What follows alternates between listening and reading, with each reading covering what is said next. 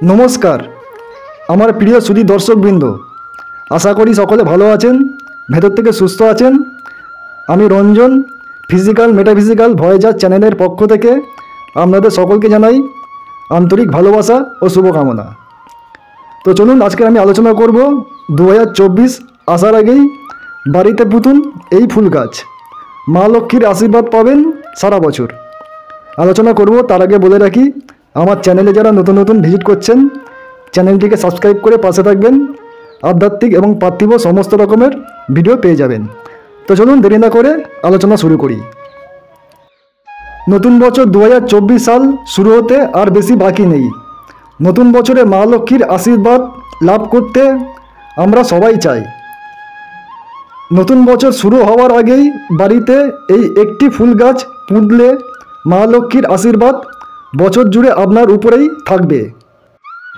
2023 সাল শেষ হয়ে 2024 সাল শুরু হতে আর মাত্র কয়েকটা দিন বাকি। যা কিছু অপ্রাপ্তি ব্যর্থতা সেই সব এই বছরে ফেলে রেখে নতুন বছর নতুনভাবে শুরু করতে আমরা সবাই চাই।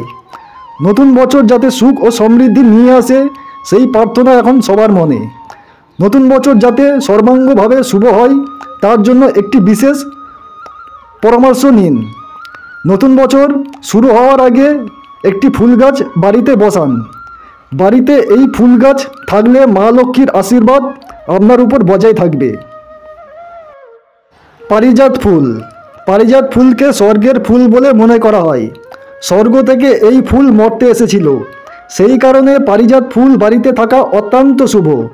বাড়িতে পারিজাত ফুলের গাছ থাকলে তা চারপাশে পজিটিভ এনার্জি বিকিরণ করে। পারিজাত ফুলের পজিটিভ এনার্জি অশুভ শক্তিকে দূরে সরিয়ে দেয়। বাড়িতে পারিজাত ফুলের গাছ থাকলে মা লক্ষ্মীর আশীর্বাদ থাকবে আপনার উপর। লক্ষ্মী দেবীর কৃপায় গোটা বছরে দারিদ্র ও আর্থিক অনটন কখনো আপনার কাছে ঘেঁষতে পারবে না। সমুদ্র মন্থনের কথা। পুরাণ অনুসারে সমুদ্র মন্থনের ফলেই পারিজাত ফুল প্রথম পাওয়া গিয়েছিল। সমুদ্র মন্থন করার ফলে যে 14টি রত্ন সমুদ্র গর্ভ থেকে উঠে এসেছিল তার অন্যতম হলো পারিজাত ফুল। দেবরাজ ইন্দ্র এই ফুল স্বর্গে প্রতিষ্ঠা করেছিলেন। মা লক্ষ্মীর প্রিয়। পারিজাত ফুল মা লক্ষ্মীর অত্যন্ত প্রিয়, কারণ পারিজাত ফুলের মতো মা লক্ষ্মী নিজেও সমুদ্র মন্থনের ফলে আবির্ভূতা হয়েছিলেন।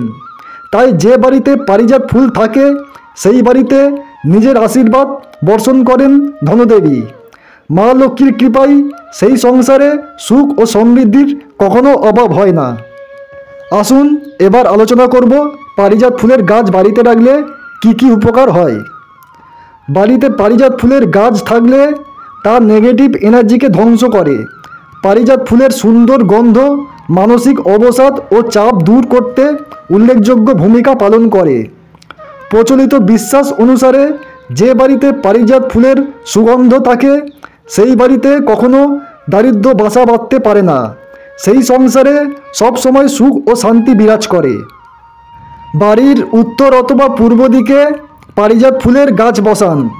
এর ফলে পরিবারের সদস্যদের স্বাস্থ্য ভালো থাকবে এবং সব অসুখ বিসুখ আপনার সংসার থেকে দূরে থাকবে। নতুন বছরে এই টোটকাটি অবশ্যই আপনারা করে দেখুন, আপনারা লাভবান হবেন। আর আমার চ্যানেলটিকে সাবস্ক্রাইব করতে ভুলবেন না। আমি এরকম আধ্যাত্মিক এবং পার্থিব সমস্ত বিষয়ে ভিডিও করে থাকি, তো নতুন নতুন পেয়ে যাবেন।